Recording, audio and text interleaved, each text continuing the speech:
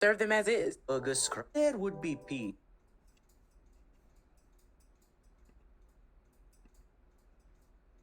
And pick up a meal starter next time you're at the grocery store. As long as the firefalls ran sparkling, there would be peace. Suddenly, a Dunbrook clansman raced into the hall. He cried, "The firefalls! They've gone dark!" Everyone raced outside to look at the lifeless fall. King Fergus cried, "Who has done this?" Lord Mackintosh nodded. "Yes, when King Fergus finds out which one of his Dunbrook clansmen did this, we will have my support." King Fergus said, "Which one of my clansmen? It was probably one of your clansmen." The men glared at each other.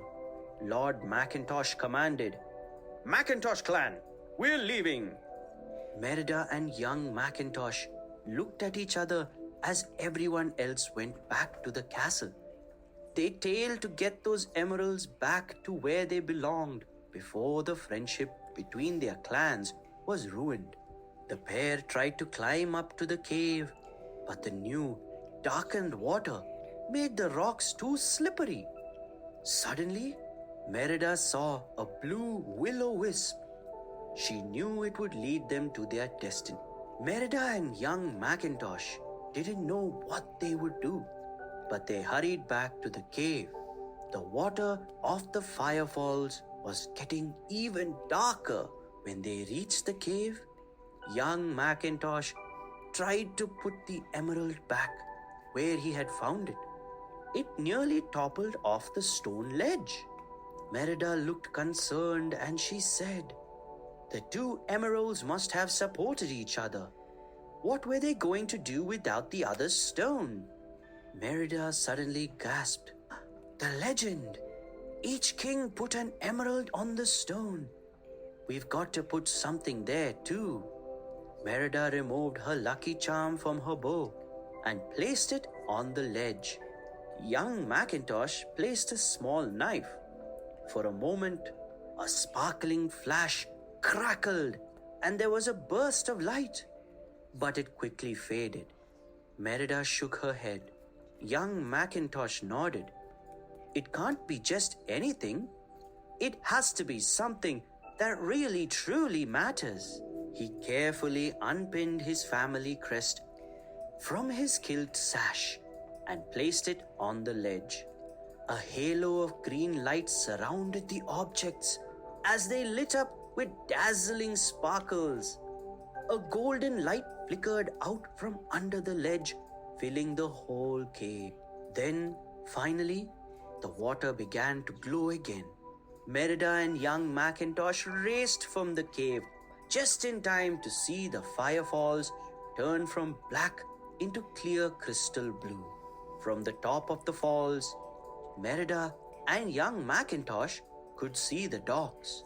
There, Clan Mackintosh was preparing to leave. Merida picked out her father, who was standing next to Lord Mackintosh. Merida said with a heavy sigh, "They're probably still shouting at each other." Quickly, Merida and young Mackintosh raced back down the falls and rowed towards the dock. Young Mackintosh called, "Wait, we don't have to leave." Merida cried, "The firefalls are sparkling again. The water flows as beautifully as it always has." Merida explained how she and young Mackintosh had been the ones responsible for running the falls and for fixing them. Merida finished hopefully, "Now there's no reason our clansmen can't stay friends." Young Mackintosh asked his father, "So we don't have to leave?" King Fergus and Lord Mackintosh looked at each other. Lord Mackintosh smiling at King Fergus and exclaimed, "Of course not." Merida and young Mackintosh also shared a smile. By working together, they had fixed the firefalls and the argument between their clans. From then on, the rites of summer would have a special meaning for both of them. Little children, we learnt a good lesson from this story. If we make a mistake, then we should accept it and insist on solving it because the argument is only a waste of time. Thank you, little kids, for listening to the story. We'll come back again with a new story. Till then, stay happy.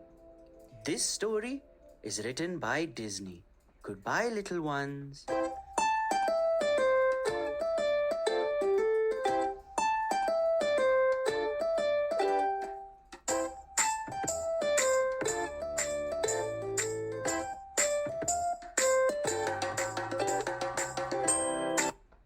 Of American life. The mascots, the police.